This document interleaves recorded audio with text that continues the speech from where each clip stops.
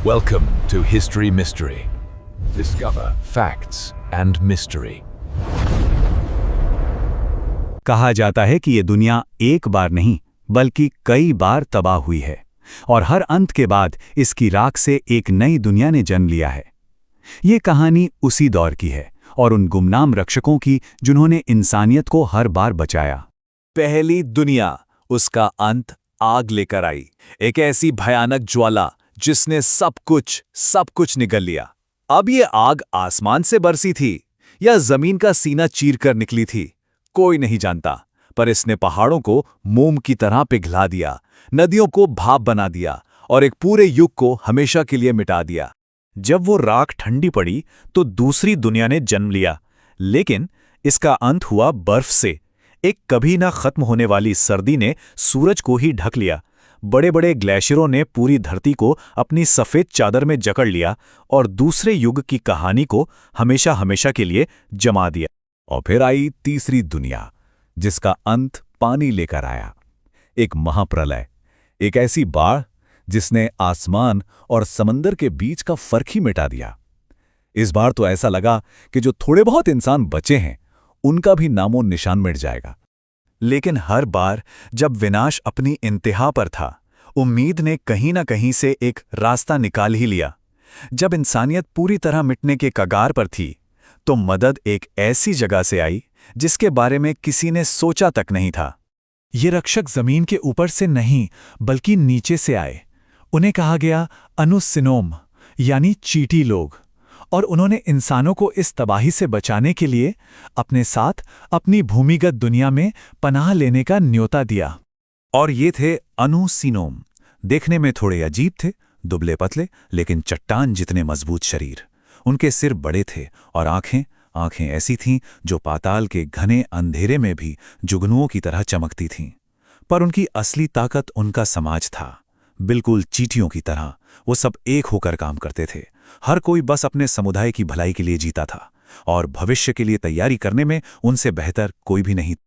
और इस तरह इंसान जमीन के नीचे उतर गए, ऊपर मची तबाही और बर्बादी को पीछे छोड़कर। उन्होंने अनुसिनोम के बनाए हुए विशाल भूमिगत शहरों में शरण ली और ऊपर दुनिया के फिर से शांत होने का इंतजार करने लगे। उस भूमिगत दुनिया में अनुसिनोम ने इंसानों को सिर्फ खाना पीना नहीं सिखाया, बल्कि उन्होंने अनुशासन और दूर की सोच का पाठ पढ़ाया। उन्होंने सिखाया कि कैसे बिना सूरज की रोशनी के भी बीजों में जान फूंकी जा सकती है और कैसे आज की मेहनत से आने वाले कल को महफूज किया जा सकता है। पर उस गहरी दुनिया में एक और बहुत बड़ा राज था। वहां एक अजीब धीमी सी रोशनी फैली हुई थी जिसका सोर्स किसी को नहीं पता था।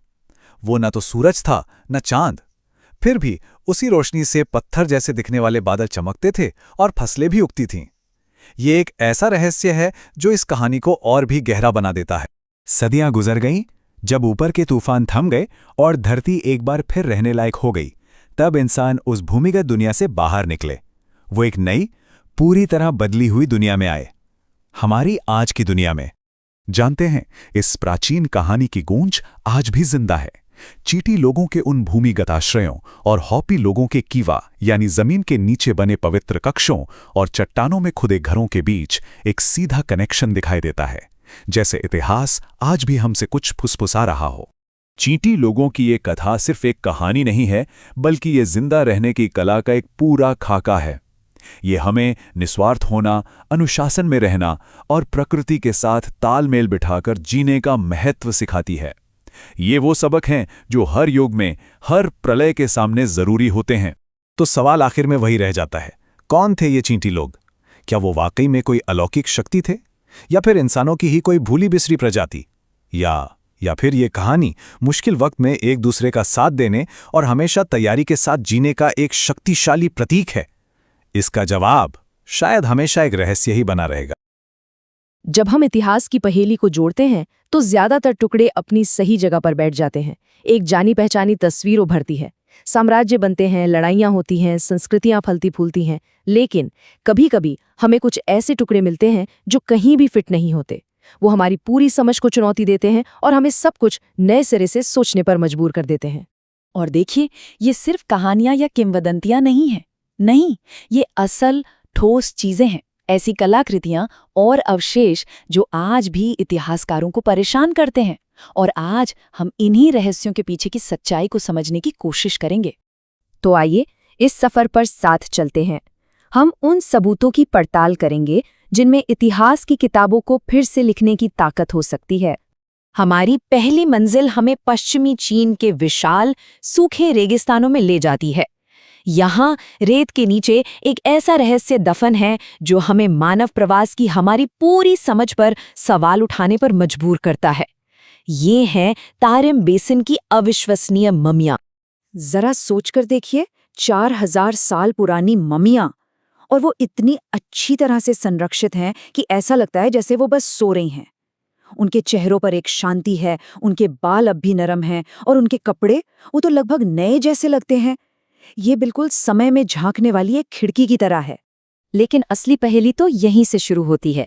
ये लोग प्राचीन चीन की हमारी छवि से बिल्कुल मेल नहीं खाते। उनके नैन नक्श यूरोप के लोगों जैसे हैं। उनके कपड़े जो प्लेट पैटर्न में बुने गए हैं वो यूरोप की कांस्युगीन संस्कृतियों की याद दिलाते हैं। और सबसे बड़ी बात, उनकी कब्रों में पूरब और पश्चिम दोनों के अनाज मिलना, ये संस्कृतियों के एक ऐसे प्राचीन संगम का संकेत देता है जो सिल्क रोड से भी सदियों पुराना है।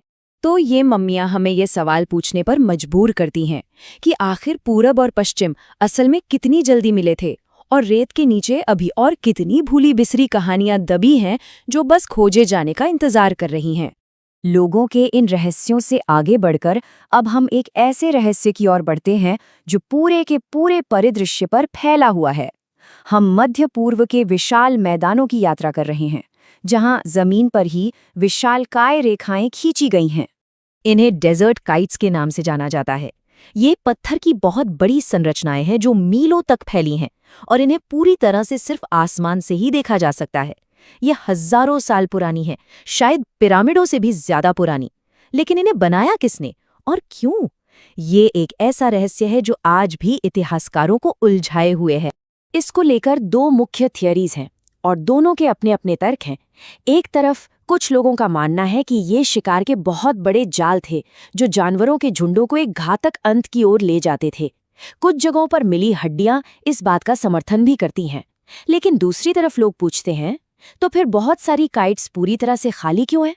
वो ये सुझाव देते हैं कि ये शायद औपचारिक रास्ते थे जो किसी अनजान सामाजिक या आध्यात्मिक उद्देश्यों को पूरा करते थे।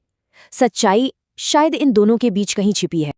अब हम रेगिस्तान की क्षैतिज विशालता से हटकर जंगल के बीच से उभरती एक ऊर्ध्वाधर स्मारकीयता की ओर बढ़ते हैं। हम मेसो अमेरिका की यात्रा कर रहे हैं, जो रहस्यमयी ओल्मेक सभ्यता का घर है। आज तक पुरातत्वविदों ने इन विशाल पत्थर के चेहरों में से 17 को खोज निकाला है। 17। और सबसे हैरान करने वाली बात यह है कि हर एक चेहरा अनोखा है, एक अलग इंसान का चित्र, जिसकी कहानी हमेशा के लिए पत्थर में कैद हो गई है। और जब हम विशाल कहते हैं तो हमारा मतलब सच में विशाल है। इनमें से सबसे बड़े सिर का वजन 40 टन तक है। सोचिए, ये लगभग 6 बड़े हाथियों के बराबर है। और ये सब के सब एक ही ज्वालामुखी चट्टान से तराशे गए हैं। एक ऐसी इंजीनियरिंग जो आज भी हमें हैरान कर देती है। लेकिन सबसे अविश्वसनीय हिस्सा तो अभी बाकी है। जिस पत्थर से ये बने हैं उसे 50 मील दूर की खदानों से घने जंगलों और नदियों के पार लाया गया था, वो भी बिना पहियों या किसी जानवर की मदद के। जरा उस संगठन, उस जनशक्ति और उस दृढ़ संकल्प की कल्पना कीजिए जो इस काम के लिए जरूरी था।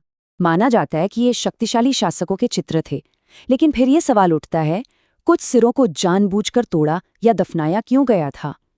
क्या ये कोई पवित्र अनुष्ठान था जो एक शासक के शासनकाल के अंत का प्रतीक हो, या फिर ये एक हिंसक विद्रोह का सबूत था जहां लोगों ने अपने उत्पीड़कों के प्रतीकों को नष्ट कर दिया?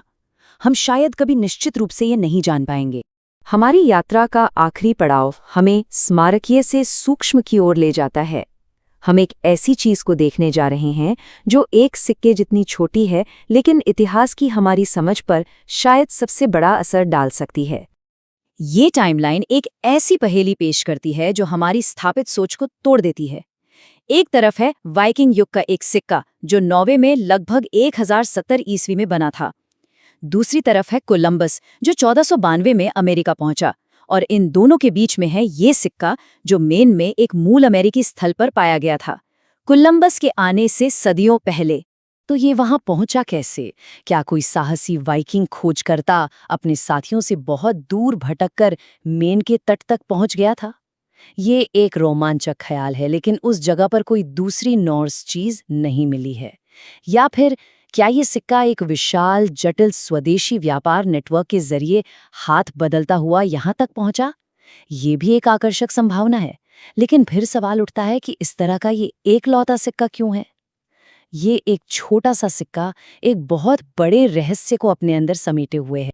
तारिम की मम्मियों से लेकर रेगिस्तान की पतंगों तक, ओल्मेक के सिरों से लेकर मेन के उस एक सिक्के तक, ये 4 अलग-अलग रहस्य हमें एक ही शक्तिशाली नतीजे पर लाते हैं।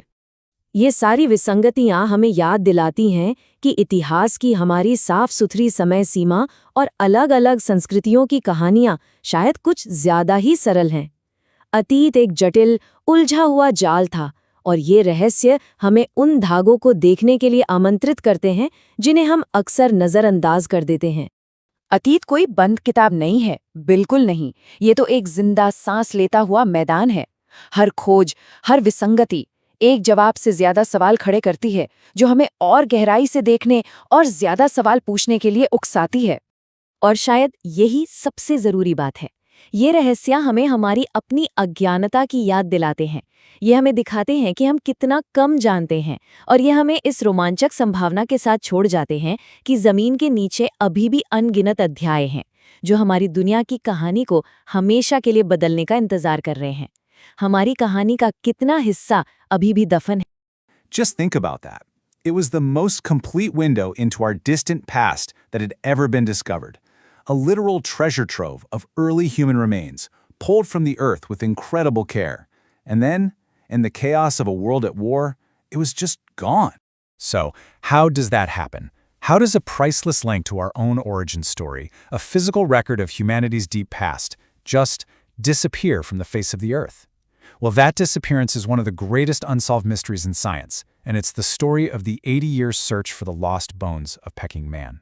You see, to really understand what was lost, we have to start not with the disappearance, but with the discovery. It all begins back in the 1920s, deep inside a cave system called Dragonbone Hill, not too far from Beijing. That's where a team of international scientists started to unearth fragments of a world nobody had ever seen before. For over a decade, they worked, and piece by painstaking piece, they literally pulled our ancestors from the earth. We're talking hundreds of fossil fragments, skulls, jaws, limbs, all emerging from the stone. But as the 1930s drew to a close, the shadow of the Second Sino-Japanese War began to fall across China, and this incredible beacon of discovery was suddenly in very, very real danger. And look, this wasn't just a handful of old bones. This collection represented a whole community, basically frozen in time. They had the remains of at least 40 different individuals, men, women, and children.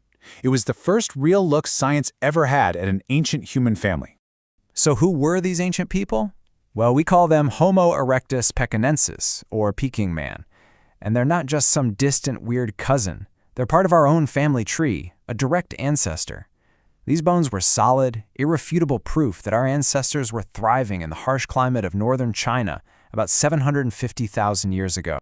This find was a total game changer. It basically rewrote the book on human history. It proved our ancestors had conquered the Ice Age in East Asia, but there was even more. They found thousands of their stone tools scattered right there among the remains. And then, deeper still, they found layers of ash and charred bone.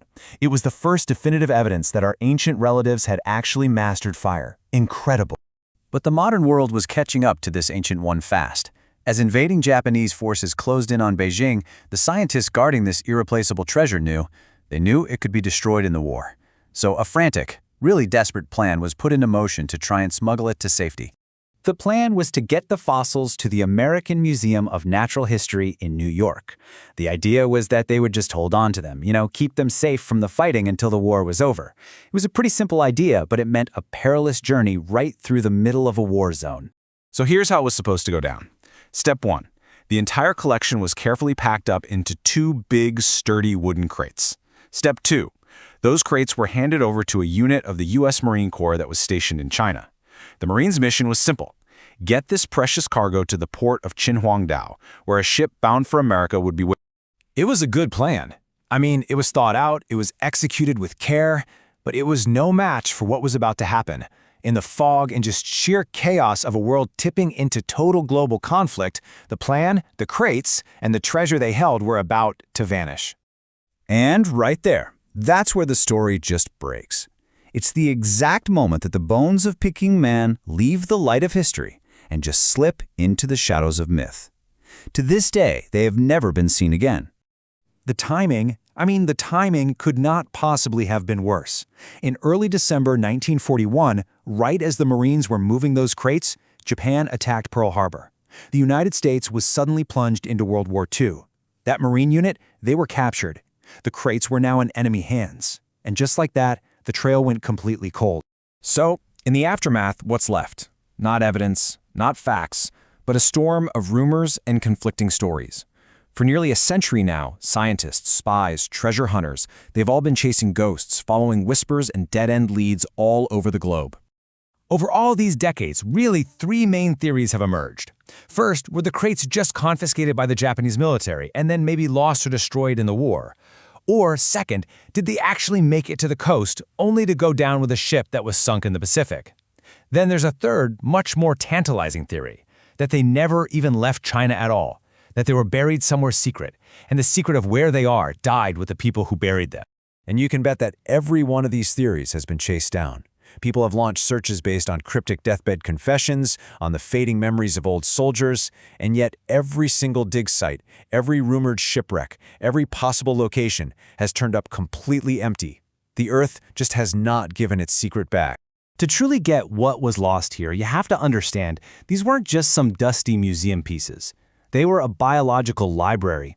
Their disappearance didn't just create a cool mystery. It left a permanent, gaping hole in the story of human evolution. Now, thankfully, meticulous casts of the fossils were made before they disappeared, and for decades, that's all science had.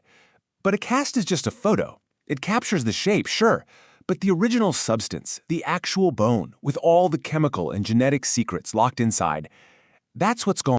And with that loss, we lost the answers to some of our most fundamental questions. With today's science, we could have analyzed the isotopes in the real bones to know exactly what they ate, maybe even where they migrated across the ancient landscape. We could have tried to extract ancient DNA to map their place in our family tree with stunning precision. We have the questions and we have the technology to answer them, but the evidence, it's just missing. And so, that great question is still hanging in the air. Were the bones completely destroyed, pulverized in the violence of war? Or could they have survived? Is it even possible that somewhere, right now, in a dusty government archive, a forgotten military warehouse, or maybe even a private collection, 2 wooden crates are just sitting there, unopened, their priceless contents waiting to rewrite human history all over again? कहानी शुरू होती है Mesopotamia से, वो जगह जहां हमारी सभ्यता ने पहली बार लिखना सीखा। वहां इतिहास को कागज पर नहीं बल्कि गीली मिट्टी की तख्तियों पर उकेरा जाता था। और उन्हीं पुराने खंडरों की धूल से पता क्या मिला? एक ऐसी चीज जो आज भी बड़े बड़े इतिहासकारों को हैरान कर देती है। इसे कहते हैं सुमेरियन राजाओं की सूची। अब देखिए, पहली नजर में तो ये बस एक कह सकते हैं मिट्टी का पुराना टुकड़ा लगता है, करीब 1800 ईसा पूर्व का। इस पर सुमेर के राजाओं के नाम हैं, उनके शहरों के नाम हैं, और ये भी लिखा है कि किसने कितने साल राज किया। मतलब सीधा साधा हिसाब किताब कि सत्ता एक शहर से दूसरे शहर कैसे गई। लेकिन कहानी में ट्विस्ट यहीं से आता है। ये लिस्ट हमें सिर्फ कुछ 100 साल पीछे नहीं ले जाती, नहीं, ये हमें एक ऐसे धुंधले रहस्यमयी अतीत में खींच ले जाती है जो एक महान बाढ़ से भी पहले का था। जरा सोचिए, इस लिस्ट में लारोक शहर के एक राजा का जिक्र है और उसका शासनकाल पता है कितना लंबा था? 28,800 साल। जी हाँ, 28,800। और मजे की बात यह है कि इसे किसी कहानी की तरह नहीं बल्कि एक सीधे सच्चे फैक्ट की तरह दर्ज किया गया है। और रुकिए, ये कोई अकेला ऐसा राजा नहीं था। लिस्ट में शुरुपक शहर के एक और राजा का नाम है जिसने 18,600 साल से भी ज्यादा हुकूमत की। तो सवाल तो दिमाग में यही आता है ना कि आखिर कोई इतनी नामुमकिन बात लिखेगा ही क्यों? क्या मकसद था इन हैरान कर देने वाले नंबरों के पीछे? अब देखिए, इसे समझने के लिए एक्सपर्ट्स ने कई अलग अलग थ्योरीज दी हैं। एक तो ये कि शायद ये नंबर असली नहीं, सिंबॉलिक थे, मतलब ये दिखाने के लिए कि देवताओं की उन राजाओं पर कितनी कृपा थी। या हो सकता है कि उस जमाने में समय गिनने का तरीका ही कुछ और रहा हो, शायद वो साल नहीं महीने गिनते थे। एक और दिलचस्प थ्योरी ये है कि ये असल में तो असली राजा ही थे, लेकिन वक्त के साथ उनकी कहानियों को इतना बढ़ा चढ़ाकर बताया गया कि वो मिथक बन गई। या फिर सबसे चौंकाने वाली बात, क्या पता बाढ़ से पहले का वो युग वाकई में कुछ अलग था, एक ऐसा दौर जहां इंसान देवताओं जैसी लंबी जिंदगी जीते। और इन सब सवालों के बीच कहानी में एंट्री होती है एक ऐसी विनाशकारी घटना की जो सब कुछ बदल कर रख देती है, एक लाइन खींच देती है, और वो है महान बाढ़। ये बाढ़ इस पूरी लिस्ट का सबसे बड़ा टर्निंग पॉइंट है। ये इतिहास का एक तरह से रीसेट बटन दबा देती है। देखिए, बाढ़ से पहले के राजा हजारों साल राज करते थे। फिर लिस्ट में लिखा है बाढ़ आई और सब कुछ बहा ले गई, सारे पुराने राजवंश खत्म। और उसके बाद लिस्ट कहती है राजशाही को फिर से स्वर्ग से उतारा गया। लेकिन इस बार एक बहुत बड़ा फर्क था। अब राजाओं का शासनकाल हम इंसानों जैसा हो गया था, बिल्कुल नॉर्मल। और यहाँ एक बहुत ही मजेदार बात सामने आती है। सुमेर की ये बाढ़ की कहानी दुनिया में अकेली नहीं है। इसकी गूंज हमें गिलगामेश के महाकाव्य में सुनाई देती है, बाइबल में नूह की कहानी में दिखती है, और तो और भारत और ग्रीस की पौराणिक कथाओं में भी ऐसी ही बाढ़ का जिक्र मिलता है। तो क्या ये हो सकता है कि ये सब एक ही भयानक घटना की अलग अलग यादें हों जो सदियों से चली आ रही हैं? तो यहाँ आकर मिथक और असलियत आमने सामने आ जाते हैं। एक तरफ है मिथक जो कहता है कि एक ऐसी बाढ़ आई जिसने पूरी दुनिया को तबाह कर दिया, और दूसरी तरफ है आर्कियोलॉजी यानी विज्ञान, जो हमें बताता है कि हाँ 2900 ईसा पूर्व के आसपास शुरुपक और किश जैसे शहरों में बहुत भयानक बाढ़ आई थी, लेकिन वो स्थानीय थी, मतलब पूरी दुनिया में नहीं फैली थी। तो फिर सवाल घूम फिरकर वहीं आ जाता है, आखिर ये लिस्ट है क्या? एक सच्चा इतिहास या फिर सत्ता में बैठे लोगों का एक पॉलिटिकल हथियार? इसकी सबसे बड़ी पहेली यही है कि इसमें सच्चाई भी है और प्रोपेगेंडा भी, दोनों घुले मिले हैं। देखिए, एक तरफ तो ये एक सच्चा रिकॉर्ड लगता है। इसी की मदद से आर्कियोलॉजिस्ट्स ने उरुक के राजा गिलगामेश जैसे शासकों के होने की पुष्टि की। यहाँ तक कि लारोक जैसे शहर, जिन्हें कभी सिर्फ कहानी माना जाता था, इसी लिस्ट की वजह से खोजे जा सके। लेकिन सिक्के का दूसरा पहलू भी है। ये एक जबरदस्त पॉलिटिकल टूल भी लगता है। लिस्ट हमेशा बड़ी होशियारी से उसी राजा के राजवंश पर आकर खत्म होती है जिसने उसे बनवाया होता है, और जो दुश्मन शहर हैं उनका तो नामो निशानी मिटा दिया जाता है, जैसे वो कभी थे ही नहीं। शायद इसका असली मकसद यही साबित करना था कि हमारा राज करने का हक सीधा देवताओं से मिला है और ये अटूट है। और कहानी अभी खत्म नहीं हुई है। पता है, इस लिस्ट की कोई एक कॉपी नहीं मिली है, बल्कि कई अलग अलग कॉपीज मिली हैं, और हर कॉपी में छोटे छोटे लेकिन बहुत काम के बदलाव हैं। इससे एक बात तो साफ हो जाती है कि ये कोई पत्थर की लकीर नहीं थी। इसे समय समय पर बदला जाता था, अपनी पॉलिटिकल जरूरतों के हिसाब से अपडेट किया जाता था। तो आखिर में हम कहाँ पहुंचते हैं? हम एक ऐसे दस्तावेज को देख रहे हैं जो इतिहास और मिथक के बीच कहीं हवा में लटका हुआ है। एक ऐसी पहेली जो ना तो पूरी तरह से सच है और ना ही पूरी तरह से कल्पना। शायद ये लिस्ट हमें उस समय के बारे में उतना नहीं बताती जितना उस समय के लोगों के बारे में बताती है।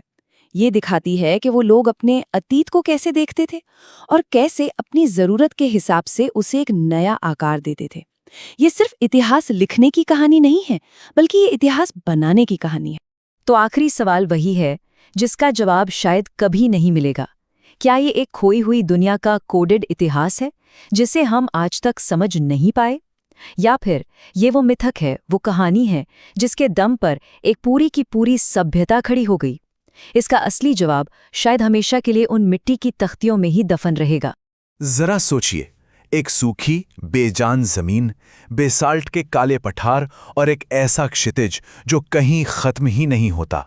एक ऐसी जगह जहां हजारों सालों से चलती हवा हर निशान को मिटाने की कोशिश करती रही है। और यही इसी धूल भरी खामोशी में छिपा है एक राज, रेगिस्तानी पतंगों का राज। और इसकी शुरुआत होती है एक धोखे से, एक ऐसा नज़ारा जो ज़मीन से देखने पर बिल्कुल साधारण लगता है। अगर आप वहां से गुजर रहे हो तो शायद आपकी नज़र भी इन पर ना पड़े, बस पत्थर की कुछ टूटी फूटी लकीरें, मुश्किल से घुटनों तक ऊंची। आपको लगेगा कि ये तो बस बिखरे हुए पत्थर हैं और कुछ नहीं। लेकिन जैसे ही आप ऊपर उठते हैं, जैसे ही नजरिया बदलता है, तो सब कुछ बदल जाता है। वो बिखरे हुए पत्थर अचानक एक विशाल ज्यामितीय आकार में बदल जाते हैं। जमीन पर लिखा एक हैरान कर देने वाला पैटर्न, 2 या 2 से ज्यादा दीवारें जो कई 100 मीटर, यहां तक कि किलोमीटर तक एक कीप की तरह अंदर की ओर सिकुड़ती चली जाती हैं। पता है इन्हें ये नाम किसने दिया? शुरुआती पायलटों ने। जब उन्होंने पहली बार इन्हें ऊपर से देखा तो उन्हें ये बच्चों के उड़ाने वाली पतंगों जैसे लगे, और बस नाम पड़ गया रेगिस्तानी पतंगें। नाम सुनने में कितना सीधा साधा है ना, लेकिन इनका मकसद वो जरा भी साधारण नहीं था। और ये कोई 1-2 नहीं है, ये तो एक पूरी कड़ी है, एक नेटवर्क, जो पूर्वी जॉर्डन के काले बेसॉल्ट से लेकर सीरिया के मैदानों तक और उत्तरी अरब के लावा क्षेत्रों से लेकर सिनाई और नेगेव रेगिस्तान तक फैला हुआ है। हवाई सर्वेक्षण और सैटेलाइट तस्वीरों ने हजारों की तादाद में इन्हें उजागर किया है। ये जमीन पर बने विशाल पथ चिन्हों की तरह हैं। और सोचिए, ये किसी एक पीढ़ी का काम नहीं था। रेडियो कार्बन डेटिंग बताती है कि ये सिलसिला नवपाषाण काल के आखिर में शुरू हुआ, फिर कांस्य युग से गुजरा और लौह युग तक चलता रहा। ये एक ऐसी तकनीक थी, एक ऐसी परंपरा थी जिसे सदियों तक, शायद हजारों सालों तक इस्तेमाल किया गया, सुधारा गया और पीढ़ी दर पीढ़ी आगे बढ़ाया गया। तो सवाल यह है कि आखिर ये थे क्या? इन्हें बनाया क्यों गया था? सबसे मजबूत और सबसे हैरान करने वाला जवाब है कि ये दुनिया के सबसे बड़े जाल थे। एक ऐसा जाल जो सामूहिक शिकार के लिए बनाया गया था, वो भी एक ऐसे पैमाने पर जिसकी हम आज कल्पना भी नहीं कर सकते। जरा उस मंजर की कल्पना कीजिए। मैदान में सैकड़ों लोग फैलकर एक इंसानी दीवार बना लेते हैं। वो चिल्लाते हैं, हाथ हिलाते हैं और गज़ेल या जंगली गधों के पूरे झुंड को उन पत्थर की दीवारों के चौड़े मुंह की तरफ धकेलते हैं। घबराए हुए जानवर भागते हैं, उस कीप में घुस जाते हैं और दीवारें उन्हें एक ऐसे संकरे रास्ते पर ले आती हैं जहां से निकलने का कोई रास्ता नहीं होता। आखिर में मौत। और ये सिर्फ एक कहानी नहीं है, इसके सबूत भी हैं। हमें चट्टानों पर बनी कलाकृतियां मिली हैं जिनमें बिल्कुल ऐसा ही नज़ारा दिखाया गया है। कुछ पतंगों के आखिरी सिरों पर गज़ेल की हड्डियों के ढेर मिले हैं। दीवारों के साथ साथ बिखरे हुए पत्थर के औजार भी मिले हैं। ये सारे सुराग उसी एक कहानी की तरफ इशारा करते हैं, एक विशाल सुनियोजित शिकार। पर जैसा कि अक्सर होता है, कहानी इतनी सीधी नहीं है। इस सिद्धांत में कुछ दरारें हैं, कुछ ऐसे सवाल जिनका जवाब ये शिकार वाली थ्योरी ठीक से नहीं दे पाती। सबसे पहला और सबसे बड़ा सवाल इनके आकार को लेकर है। मतलब अगर ये सिर्फ शिकार के लिए थे तो इतने विशाल क्यों? इनके निर्माण में जो मेहनत और संसाधन लगे होंगे वो हैरान कर देने वाले हैं। सोचिए, एक एक पतंग को बनाने के लिए हजारों लाखों पत्थर ढोए गए होंगे, जमा किए गए होंगे और फिर उन्हें करीने से लगाया गया होगा। ये कोई छोटा मोटा काम नहीं था। नहीं, ये कोई साधारण शिकार की तरकीबें नहीं थी। ये तो बड़े सार्वजनिक काम थे। ये इस बात का सबूत है कि उस वक्त एक ऐसा संगठित समाज था जिसके पास बेहतरीन योजना बनाने का कौशल था, एक मजबूत नेतृत्व था और कई अलग अलग समुदायों को एक साथ लाकर काम करवाने की ताकत थी। और फिर आता है दूसरा सवाल, जो शायद इससे भी ज्यादा परेशान करने वाला है। वो ये कि इतने सारे पतंगों के सिर, यानी उनका आखिरी हिस्सा, पूरी तरह से खाली क्यों है? जहां सबसे ज्यादा सबूत मिलने चाहिए थे, वहां अजीब सी खामोशी है। कई जगहों पर ना तो जानवरों की हड्डियां मिली, ना कोई औजार और ना ही आग जलाने की राख। कुछ भी नहीं। ये अजीब खालीपन शिकार वाली कहानी पर एक बहुत बड़ा सवालिया निशान लगा देता है। तो फिर शायद हम इसे गलत तरीके से देख रहे हैं। शायद इनका मकसद दोहरा था, एक ऐसा मकसद जिसमें शिकार की जरूरत तो थी, लेकिन उसके साथ साथ कुछ और भी जुड़ा था, कुछ सामाजिक, कुछ शायद धार्मिक। सोचिए, अगर ये सिर्फ शिकार करने की मशीनें न होकर एक सामाजिक मंच भी हो तो, एक ऐसी जगह जहां बड़े पैमाने पर शिकार के बाद दावतें होती थीं, जहां अलग अलग कबीले मिलकर गठबंधन बनाते थे, जहां ऐसे अनुष्ठान किए जाते थे जो इन समुदायों को एक साथ बांध कर रखते थे। तो ये पतंगें महज औजारों से कहीं ज्यादा थीं। ये असल में सामाजिक रंगमंच थे, प्रागैतिहासिक जीवन के सामाजिक और सांस्कृतिक ताने बाने का एक बहुत ही अहम हिस्सा। तो चलिए एक बार फिर से ऊपर चलते हैं और नजरिए को बदलते हैं, क्योंकि इन पतंगों में सिर्फ उपयोगिता नहीं है, एक अजीब सी कलात्मकता भी है। ये जमीन पर बने विशाल निशानों की तरह हैं। और सबसे अजीब बात क्या है पता है?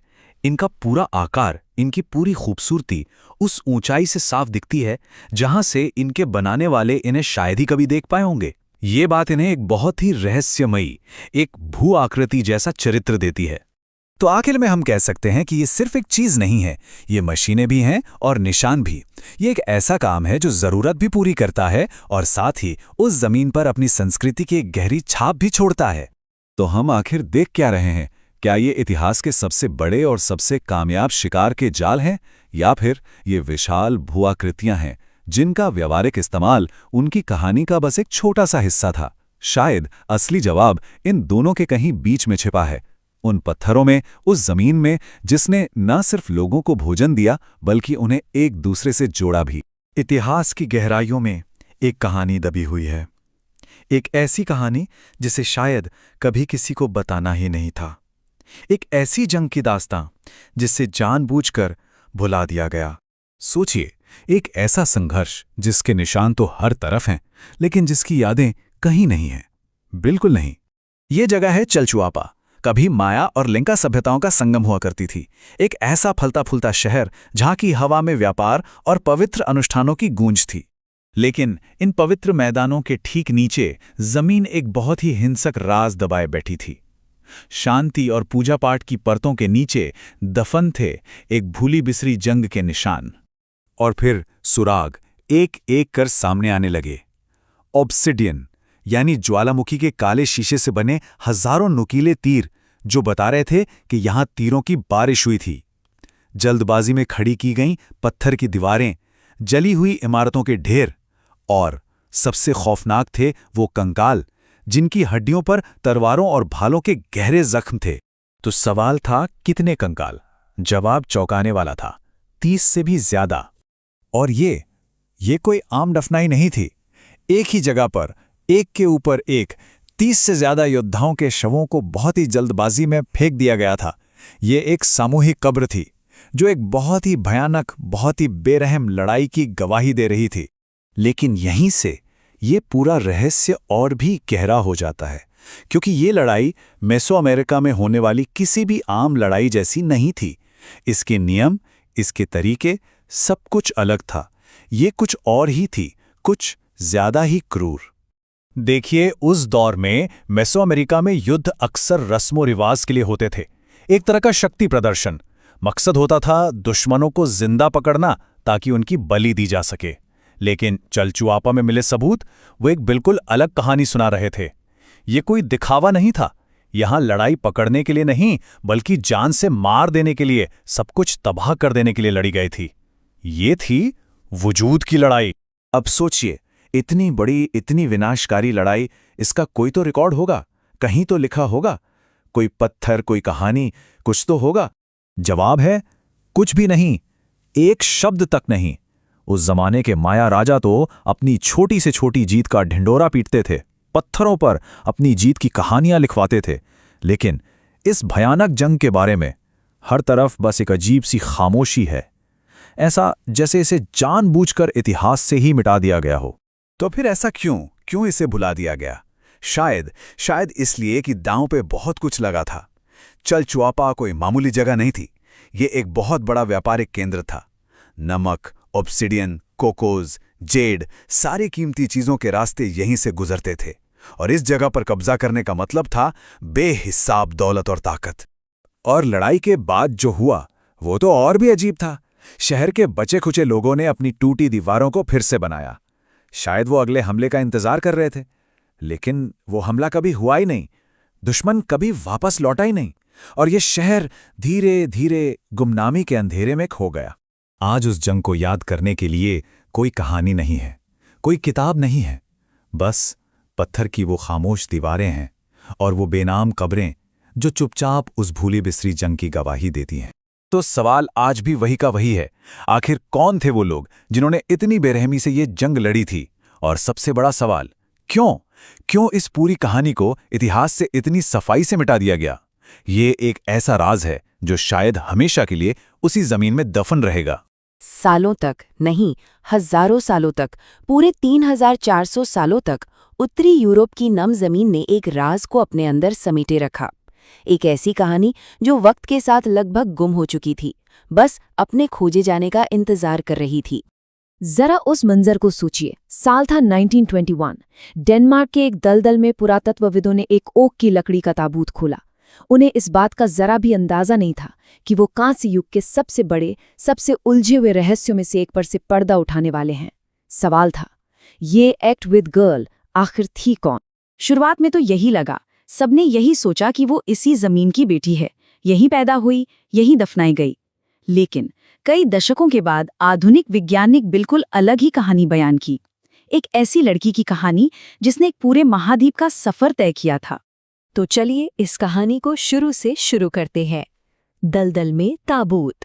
ये कहानी उसके जीवन से नहीं बल्कि उस जगह से शुरू होती है जहां उसे मौत के बाद रखा गया। डेनमार्क का एक्टवेड शहर और वहां का एक दलदल जो हजारों सालों से उसके राजों को एक नेचुरल टाइम कैप्सूल की तरह महफूज किए हुए था।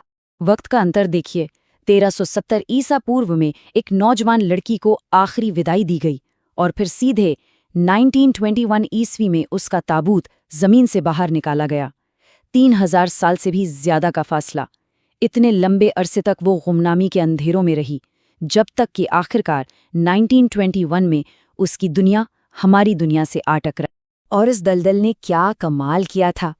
वहां के अनोखे एसिडिक माहौल ने उसके शरीर को तो वक्त के साथ नष्ट कर दिया, लेकिन उसकी चीजों को उन्हें बिल्कुल अद्भुत तरीके से संजो कर रखा।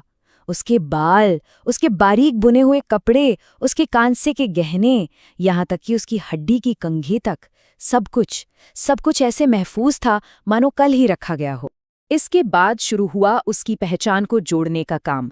कांसे और ऊन से बनी एक तस्वीर, उसके साथ दफनाई गई चीजें ही उसकी कहानी के पहले सुराग थे। ये सुराग कांसे और ऊन में लिखी एक कविता जैसे थे, जो एक हाई स्टेटस, एक ऊंचे दर्जे की जिंदगी की झलक दे रहे थे। लेकिन इस झलक के पीछे एक दुख भी छिपा था। जब उसके अवशेषों का विश्लेषण किया गया तो पता चला कि मौत के वक्त उसकी उम्र सिर्फ 16 से 18 साल के बीच थी। एक किशोरी जिसका जीवन शुरू होने से पहले ही खत्म हो गया।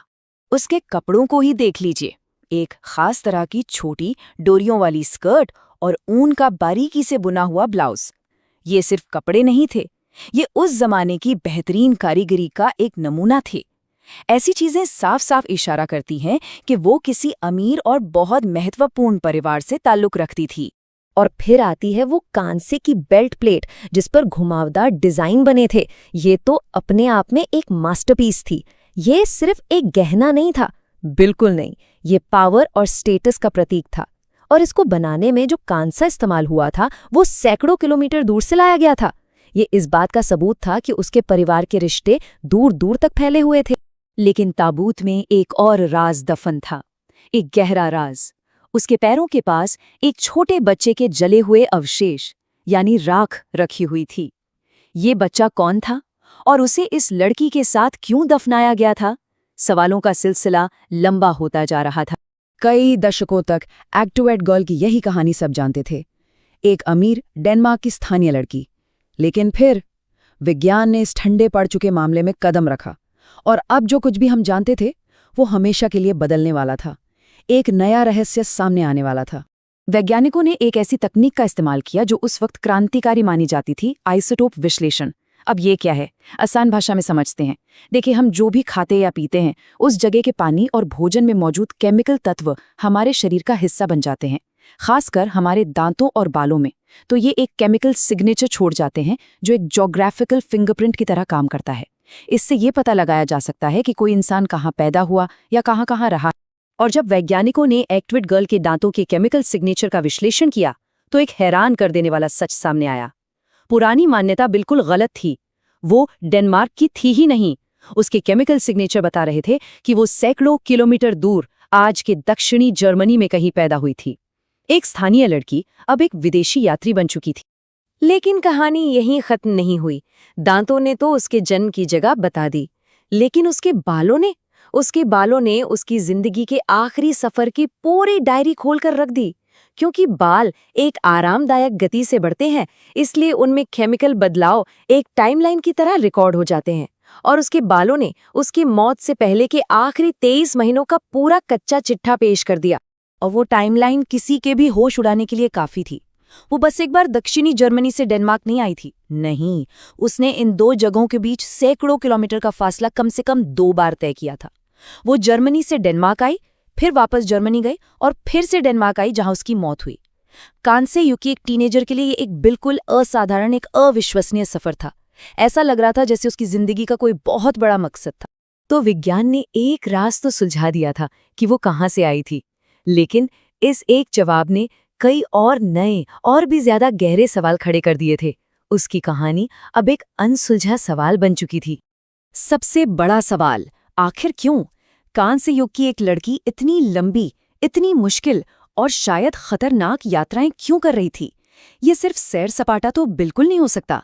उसके इन सफरों के पीछे कोई बहुत बड़ा मकसद रहा होगा, एक ऐसा मकसद जो उसके समाज में उसकी अहम भूमिका की तरफ इशारा करता है। तो क्या थ्योरी हो सकती है? क्या वो एक दुल्हन थी जिसे 2 ताकतवर कबीलों के बीच राजनैतिक गठबंधन के लिए भेजा गया था? या फिर वो एक पुजारिन थी जो किसी पवित्र तीर्थ यात्रा पर निकली हो? या शायद वो एक हाई स्टेटस व्यापार दूत थी जो एम्बर और धातु जैसे कीमती सामान का व्यापार करती थी? हर थ्योरी, हर संभावना बस एक ही बात की तरफ इशारा करती है, वो कोई मामूली इंसान नहीं थी, वो एक जीवित कड़ी थी, 2 अलग-अलग दूर दराज के कल्चर को जोड़ने वाली एक जिंदा कड़ी। और फिर हम उस बच्चे के राज पर वापस आते हैं। आखिर वो कौन था? और सबसे अजीब बात, उसे जलाया क्यों गया जबकि एग्रेजुएट गर्ल को पूरे सम्मान के साथ दफनाया गया था? हाई स्टेटस कब्रों में ऐसा करना उस इलाके में आम नहीं था। ये एक ऐसी गुत्थी है जिसे आज भी कोई सुलझा नहीं पाया है। उसकी मौत खुद एक पहेली है।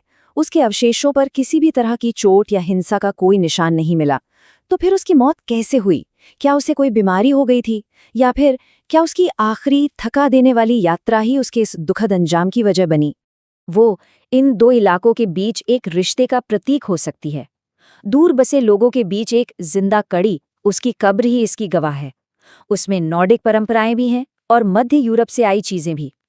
वो सचमुच में 2 अलग-अलग संस्कृतियों के बीच का एक जिंदा पुल थी, एक ऐसा बंधन जो शायद उसके साथ ही खत्म हो गया। एक यात्री, एक राजनयिक, एक पुजारिन। आखिर वो थी कौन? क्या उसकी ये अनोखी गतिशीलता उसके स्टेटस की वजह थी या उसकी मौत का कारण? आखिर में हमारे पास क्या बचता है? एक असाधारण जिंदगी की एक झलक जो बहुत जल्द ही बुझ गई। एक नौजवान लड़की जिसके कदमों ने कांस्य युग के यूरोप के नक्शे पर एक नई लकीर खींच दी थी। उसकी कहानी हमें हमेशा याद दिलाती रहेगी कि इतिहास की जमीन में आज भी कितने ही राज दफन हैं जो बस अपने खोजे जाने का इंतजार कर रहे हैं। कहानी शुरू होती है पश्चिमी चीन के तारम बेसिन से, एक कठोर, निर्दयी परिदृश्य। ये एक ऐसी जगह है जहां इतिहास ने अपने कुछ सबसे गहरे रहस्य छिपा रखे हैं। जी हाँ, इसे तकलामाकन रेगिस्तान भी कहते हैं। मतलब एक ऐसी दुनिया जहां हवा रेत को अंधा कर देने वाले तूफानों में बदल देती है। एक ऐसी जगह जहां जिंदगी का पनपना लगभग नामुमकिन सा लगता है। लेकिन इसी बंजर जमीन के नीचे कुछ ऐसा दबा था जिसने इतिहास की किताबों को हमेशा के लिए बदलने की ताकत रखी थी। देखिए, यहाँ की सूखी और नमकीन रेत ने एक कमाल का काम किया था। उसने सिर्फ हड्डियां ही नहीं बल्कि त्वचा, बाल और यहाँ तक कि कपड़ों को भी हजारों सालों तक एकदम महफूज रखा था। तो जब इन अवशेषों से रेत की परतें हटाई गईं, तो एक ऐसा सच सामने आया जिसकी किसी ने कभी कल्पना भी नहीं की थी। बात ये थी कि ये लोग प्राचीन चीन के बाशिंदों जैसे बिल्कुल नहीं दिखते थे। पहली बात तो ये कि वो हैरान करने वाले रूप से लंबे थे। उनकी नाकें लंबी थीं और आंखें गहरी, धसी हुई। और कमाल की बात ये है कि उनके सर पर आज भी हल्के भूरे और लाल रंग के बाल थे। कुछ मामलों में तो उनकी चोटियां तक एकदम सही सलामत मिली। ये नैन नक्श ये तो चीन के थे ही नहीं, ये तो पश्चिमी यूरेशिया के लोगों के थे। और इन सभी के बीच एक चेहरा ऐसा था जो आज भी सबको याद है। उसे एक नाम दिया गया, लूलन की सुंदरी, एक औरत जिसे आज से करीब करीब 3800 साल पहले दफनाया गया था। वो अपनी कब्र में कुछ ऐसे लेटी थी मानो बस अभी अभी सोई हो। उसके हल्के भूरे सुनहरे बाल उसके चेहरे के चारों ओर एक पंखे की तरह फैले हुए थे। सोचिए, 3800 साल बाद भी उसकी पलकें तक सलामत थीं और चेहरे पर एक अजीब सी सुकून भरी शांति। उसके साथ एक बुनी हुई टोकरी, एक लकड़ी की कंघी और कुछ अनाज के दाने भी मिले। शायद अगली दुनिया के सफर की तैयारी के लिए रखे गए होंगे। लेकिन हैरानी की वजह सिर्फ उसका चेहरा ही नहीं था। नहीं, उसके कपड़े एक और भी गहरी कहानी कह रहे थे। एक ऐसी कहानी जिसका उस जगह के इतिहास से दूर दूर तक कोई लेना देना नहीं था। उसने ऊन के बने गरम कपड़े पहने थे और उन कपड़ों पर ट्वील और प्लैड जैसे पैटर्न बुने हुए थे। अब ये डिजाइन जो है, ये कांस्य युग के यूरोप की खासियत माने जाते हैं, चीन की नहीं। साथ में सलीके से सिली हुई पैंट, फर लगे चमड़े के जूते और एक फेल्ट की टोपी। साफ था, ये किसी आम घुमंतु का पहनावा नहीं था, बल्कि ये कपड़ा बनाने की एक बेहद बेहद उन्नत कला का सबूत था। और ये पहेली तब और भी ज्यादा उलझ गई जब उनकी कब्रों में मिले अनाज की जांच हुई। पता है क्या मिला? एक तरफ था गेहूं जो मध्य पूर्व से आया था और दूसरी तरफ था बाजरा जो पूर्वी एशिया की देन है। दोनों एक ही जगह एक साथ मिले थे। ये दो अलग अलग दुनियाओं के एक ऐसे मिलन का इशारा था जिसकी किसी ने कल्पना तक नहीं की थी। और सबसे चौंकाने वाली बात, ये लोग उस मशहूर सिल्क रोड के बनने से कोई 100-200 साल नहीं, बल्कि 1000 साल से भी ज्यादा पहले वहां मौजूद थे।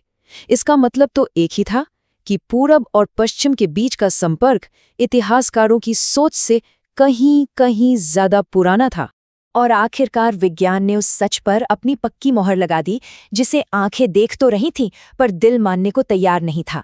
डीएनए की जांच ने हर शक को दूर कर दिया और साफ कर दिया कि इन लोगों का खून, इनकी नस्ल पश्चिमी यूरेशिया की आबादियों से ही जुड़ी थी। लेकिन इतने सारे सबूतों के बावजूद एक चीज है जो हमेशा के लिए खो चुकी है, और वो है उनकी आवाज। उनकी कोई भाषा नहीं मिली, कोई किताब नहीं, कोई भी ऐसा निशान नहीं जिससे पता चले कि वो क्या सोचते थे, किस पर यकीन करते थे। जैसे किसी ने कहा है, हमारे पास उनके शरीर हैं, उनके कपड़े हैं, उनके औजार भी हैं, लेकिन उनकी आवाजें नहीं हैं। सिर्फ एक गहरी खामोशी बची है। तो फिर सवाल वही का वही है, आखिर कौन थे ये लोग? क्या वो कोई दिलेर बाशिंदे थे जिन्होंने इस जानलेवा रेगिस्तान को ही अपना घर बना लिया था? या फिर वो सौदागर थे जो किसी बहुत लंबे सफर पर निकले थे और यहीं आकर उनकी यात्रा हमेशा के लिए थम गई? या फिर कहीं ये किसी बहुत बड़ी भूली बिसरी सभ्यता के आखिरी लोग तो नहीं थे, वो लोग जिनकी बाकी की पूरी दास्तान वक्त की उसी रेत में हमेशा के लिए दफन हो गई? अंतुम की ये मम्मियाँ कोई जवाब नहीं देती, बस एक सवाल को और भी गहरा कर देती हैं कि पूरब और पश्चिम असल में पहली बार कब मिले थे। ऐसा लगता है कि उस मुलाकात की कहानी सिल्क रोड के बनने से सदियों और शायद हजारों साल पहले ही लिखी जा चुकी थी, और न जाने उस कहानी के कितने और राज आज भी उसी रेत के नीचे सांस ले रहे हैं। साल था 1957, जगह ब्रुकलिन, मेन। यहाँ समंदर के किनारे एक प्रायद्वीप पर सदियों से एक पुरानी मूल अमेरिकी बस्ती बसी थी। एक ऐसी जगह जो अपने इतिहास और अपनी परंपराओं में डूबी हुई थी। और ठीक वहीं एक शौकिया आर्कियोलॉजिस्ट को खुदाई के दौरान कुछ मिलता है। मिट्टी के बर्तनों और पुराने औजारों के बीच उसे एक ऐसी चीज मिलती है जिसका वहां होना नामुमकिन सा था, एक अनजान चांदी का सिक्का। बस यही वो खोज थी जिसने इतिहास को लेकर हमारी पूरी समझ को चुनौती दे दी। एक ऐसी खोज जिसके बारे में किसी ने कभी सोचा भी नहीं था। तो इसे खोजा था गाय मेलग्रेन ने, जो कि एक शौकिया आर्कियोलॉजिस्ट थे। ये सिक्का उन्हें गुडार्ड साइट पे मिला था, जो उस समय एक जानी मानी मौसमी बस्ती हुआ करती थी। अब मजे की बात यह है कि ये सिक्का वहां के लोकल मिट्टी के बर्तनों और औजारों के साथ मिला था, लेकिन ये उन सबसे बिल्कुल अलग था। शुरू में तो कोई इसे पहचान ही नहीं पाया और यह सिक्का सालों तक एक निजी कलेक्शन में पड़ा रहा, मानो एक अनसुलझी पहेली हो। पर यह कोई मामूली पुराना सिक्का नहीं था। ये एक ऐसी चीज थी जो जैसे समय और जगह के सारे नियम तोड़ रही हो। फिर जब एक्सपर्ट्स ने इसकी जांच की तो एक ऐसा सच सामने आया जिसने सबको हैरान कर दिया। अरे, ये कोई आम सिक्का था ही नहीं। ये था मेन पेनी, नॉर्वे का एक चांदी का सिक्का जिसे वाइकिंग युग में राजा ओलाफ कीरे के राज में बनाया गया था। अब जरा सोचिए ये कितना अजीब है। ये सिक्का नॉर्वे में बना था 1067 से 1093 ईस्वी के बीच, लेकिन ये मेन की गोडार्ड साइट पर जमीन में दफन हुआ लगभग 1180 से 1235 के आसपास, और फिर जाके मिला 1957 में।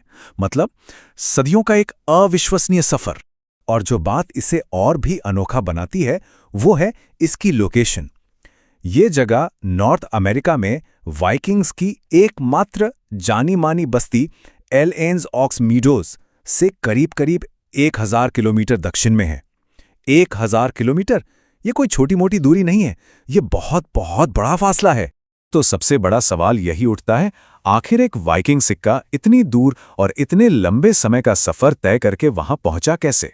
अब इस सवाल का जवाब देने के लिए दो मुख्य थ्योरीज सामने आती हैं, दो रास्ते जो शायद हमें मेन तक ले जाएं। दो थ्योरीज हैं और दोनों ही काफी दिलचस्प हैं, पर दोनों में ही एक पेच है। पहली थ्योरी है डायरेक्ट नॉर्थ कॉन्टैक्ट, मतलब कोई वाइकिंग खोजकर्ता या व्यापारी नाव से सीधे मेन तक आया और सिक्का वहीं छूट गया। दूसरी थ्योरी है इंडिजिनस ट्रेड नेटवर्क, मतलब ये सिक्का उत्तर की कबीलों से एक दूसरे को देते देते हाथ बदलते हुए यहां तक पहुंचा। लेकिन दोनों में ही एक बहुत बड़ी प्रॉब्लम है। अगर वाइकिंग सीधे आए थे तो उनका कोई और सामान क्यों नहीं मिला, और अगर ये ट्रेड से आया था तो ये अपनी तरह की इकलौती चीज क्यों है जो अब तक मिली है? अगर हम डायरेक्ट कांटेक्ट वाली बात को देखें तो वाइकिंग्स की पुरानी कहानियों में विनलैंड नाम की जगह का जिक्र मिलता है, और मजे की बात यह है कि मेन का माहौल उन कहानियों में बताई गई जगह से न्यूफाउंडलैंड के मुकाबले ज्यादा मेल खाता है। तो हाँ, ये हो सकता है कि कोई छोटी सी वाइकिंग टोली खोज करते करते मेन की खाड़ी तक पहुंच गई हो। लेकिन सबसे बड़ी दिक्कत यही है कि इस सिक्के के अलावा वहां वाइकिंग्स का कोई और सबूत कुछ भी नहीं मिला। अच्छा, अब दूसरी थ्योरी को देखते हैं, ट्रेड नेटवर्क वाली। देखिए, कोलंबस के आने से पहले भी यहाँ के कबीलों के बीच व्यापार का एक बहुत बड़ा नेटवर्क था। चीजें जैसे कि खास तरह के पत्थर या तांबा हजारों मील का सफर तय करती थी। तो ये बिल्कुल मुमकिन है कि एक वाइकिंग सिक्का जो देखने में बिल्कुल अलग था, एक कीमती चीज की तरह इस नेटवर्क में शामिल हो गया हो। पर फिर वही सवाल, ये अकेला क्यों है? इसका अकेला मिलना ही इसे एक बहुत ही असाधारण केस बना देता है। तो आखिर में जब हम सारी बातों पर गौर करते हैं तो हमारे हाथ में बस एक ही चीज रह जाती है, एक अकेला सुराग। और ये रहस्य तब और भी गहरा हो जाता है जब हम ये देखते हैं कि ये सिक्का किस दौर का है। राजा ओलाफ कीरे का जो शासनकाल था वो शांति और व्यापार का समय था, छापेमारे का नहीं। वाइकिंग्स उस दौर में आक्रामक तरीके से फैल नहीं रहे थे, तो फिर उनका सिक्का इतनी दूर कर क्या रहा था? और सुनिए, एक और बात है, ग्रीनलैंड में जो वाइकिंग्स की बस्ती थी, जो नॉर्थ अमेरिका के सबसे करीब थी, वहां सिक्के ज्यादा चलते ही नहीं थे। वो लोग ज्यादातर चीजों का लेन देन यानी बार्टर करते थे। इसका मतलब है कि ये सिक्का तो उन वाइकिंग्स के लिए भी एक दुर्लभ चीज थी जो इस महाद्वीप के सबसे नजदीक थे। तो बस यही है पूरी कहानी, एक पहेली जो आज भी सुलझी नहीं है। 11वीं सदी का नॉर्वे का एक सिक्का जो सदियों तक एक मूल अमेरिकी कैंप की मिट्टी में खामोश पड़ा रहा, अपनी कहानी के सामने आने का इंतजार करता रहा। तो आखिर ये क्या था? किसी भूली बिसरी समुद्री यात्रा का इकलौता सुराग, या फिर एक असाधारण व्यापार नेटवर्क का सबूत? ये एक ऐसा सवाल है जिसका जवाब आज भी इतिहास के पन्नों में कहीं खोया हुआ है। ऑस्ट्रिया के ऊंचे बर्फीले आल्प्स पहाड़ों के बीच एक शांत झील के किनारे बसा है एक गांव। एक ऐसा गांव जो अपने सीने में एक भूली बिसरी सभ्यता का एक बहुत गहरा राज छुपाए हुए है। हाँ, इस जगह का नाम है हॉलस्टैट। ऊपर से देखने पर तो ये बेहद शांत और खूबसूरत लगती है, लेकिन इसकी जमीन के नीचे एक पूरी की पूरी दुनिया दफन है। एक ऐसी पहेली जिसने ना जाने कितने ही इतिहासकारों और पुरातत्वविदों को सालों से उलझा रखा है। तो आखिर क्या है ये पहेली? ये पहेली है लौह युग का एक बहुत बड़ा कब्रिस्तान, और यहाँ जो दौलत मिली है वो सचमुच कल्पना से भी परे है। 1000 से भी ज्यादा कब्रें। सोचिए, यहाँ पुरुष, महिलाएं और यहाँ तक कि बच्चे भी दफनाए गए हैं। ये सिर्फ कब्रें नहीं, बल्कि एक पूरे के पूरे समुदाय की कहानी की झलक है। इसी सभ्यता को आज हम हॉलस्टाट संस्कृति के नाम से जानते हैं। ये संस्कृति करीब 800 से 500 ईसा पूर्व के दौरान अपने पूरे उफान पर थी। ये वो जमाना था यूरोप के शुरुआती लौह युग का, एक ऐसा वक्त जब पूरा महाद्वीप एक बहुत बड़े बदलाव के दौर से गुजर रहा था। लेकिन यहां एक बड़ा सवाल खड़ा होता है, पहाड़ों के बीच बसे इस दूर दराज के समुदाय के पास आखिर इतनी दौलत आई कहां से? खैर, इस सवाल का जवाब भी इन्हीं पहाड़ों की गहराइयों में छुपा हुआ है। और वो जवाब है नमक। जी हां, नमक। उस जमाने में इसे सफेद सोना कहा जाता था, और ये नाम यूं ही नहीं था, ये सचमुच सोने जितना ही कीमती था। आखिर ये सिर्फ खाने को सड़ने से नहीं बचाता था, ये जिंदगियां बचाता था। और यही सबसे बड़ी बात है। हॉलस्टाट के लोगों की असली ताकत कोई धातु, कोई सोना चांदी नहीं थी। उनकी असली ताकत थी नमक। उन पुरानी विशाल नमक की खदानों पर उनका कब्जा, यही उनकी बेहिसाब दौलत और दबदबे का असली राज। अब जो बात सबसे ज्यादा हैरान करती है वो ये है कि पहाड़ों में इतनी दूर बसा होने के बावजूद ये समुदाय पूरे के पूरे महाद्वीप से जुड़ा हुआ था, और इसका पक्का सबूत वो मिलता है उनकी कब्रों में दफन सामान से। जरा सोचकर देखिए, बाल्टिक सागर के किनारे से आया हुआ एम्बर, भूमध्य सागर से लाया गया मूंगा, और तो और मध्य पूर्व से आए कांच के बेशकीमती मोती, यहां तक कि ग्रीस और इटली में बने मिट्टी के बेहतरीन बर्तन भी यहां मिले हैं। ये चीजें चीख चीख कर उनके विशाल व्यापारिक नेटवर्क की कहानी सुनाती हैं। तो एक बात तो बिल्कुल साफ है, हॉलस्टाट कोई दुनिया से कटा हुआ अलग थलग पड़ा पहाड़ी गांव हरगिज नहीं था, बल्कि ये तो व्यापार, नए विचारों और ताकत के एक बहुत बड़े नेटवर्क का एक अहम केंद्र था।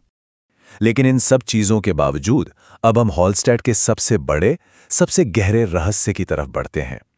एक ऐसी सभ्यता जो हर लिहाज से अमीर थी, बस एक चीज को छोड़कर। सवाल यह है कि उन्होंने अपने पीछे कोई भी लिखा हुआ रिकॉर्ड क्यों नहीं छोड़ा। सोचिए, वो भूमध्य सागर की उन सभ्यताओं के साथ व्यापार कर रहे थे जो लिखना पढ़ना जानती थीं, फिर भी उन्होंने अपनी कोई कहानी, कोई इतिहास नहीं लिखा। आखिर वो खामोश क्यों रहे? और यही है हॉलस्टाट का सबसे बड़ा विरोधाभास, एक अजीब पहेली। एक तरफ बेहिसाब दौलत, धातु की कारीगरी में महारत और दुनिया भर से व्यापारिक रिश्ते, और दूसरी तरफ ना कोई लिखने की भाषा, ना कोई दस्तावेज, ना ही कोई लिखा हुआ इतिहास। ऐसा लगता है जैसे उनकी अपनी आवाज हमेशा हमेशा के लिए खामोश हो गई। तो आखिर में हमारे हाथ लगती है एक अधूरी कहानी। कुछ ऐसे सवाल हैं जिनके जवाब शायद हमेशा के लिए उसी जमीन में दफन है जहां से ये पूरी कहानी शुरू हुई थी। उनकी कला का आखिर क्या मतलब था? उन पेचीदा डिजाइनों में, उन जानवरों की आकृतियों में जरूर कोई गहरी कहानी छुपी होगी, लेकिन बिना लिखे हुए शब्दों के उस कहानी को समझना नामुमकिन है। और फिर 500 ईसा पूर्व के आसपास अचानक उनकी संस्कृति का पतन क्यों हो गया? किसी हमले का, किसी बड़ी तबाही का कोई सबूत नहीं मिलता। वो लोग बस यूं ही इतिहास के पन्नों से कहीं गायब हो गए। और वो नमक की खदानें, वो आज भी राज उगल रही हैं। नमक की वजह से वहां चमड़े के जूते, कपड़े, सब कुछ हजारों सालों तक एकदम सही सलामत मिले हैं। ये चीजें उनकी रोजमर्रा की जिंदगी की वो कहानियां बताती हैं जिन्हें हम आज भी पूरी तरह से समझने की कोशिश कर रहे हैं। और आखिर में सबसे बड़ा सवाल, इस खामोश सभ्यता का दबदबा, उनका असर सच में कहां तक फैला हुआ था? कब्रों में मिला सामान तो बाल्टिक से लेकर भूमध्य सागर तक की कहानी बताता है, लेकिन क्या उनकी असली कहानी इससे भी कहीं ज्यादा बड़ी थी? ये एक ऐसा रहस्य है जो आज भी दुनिया भर के जानकारों को चुनौती देता है और हम सबको सोचने पर मजबूर कर देता है।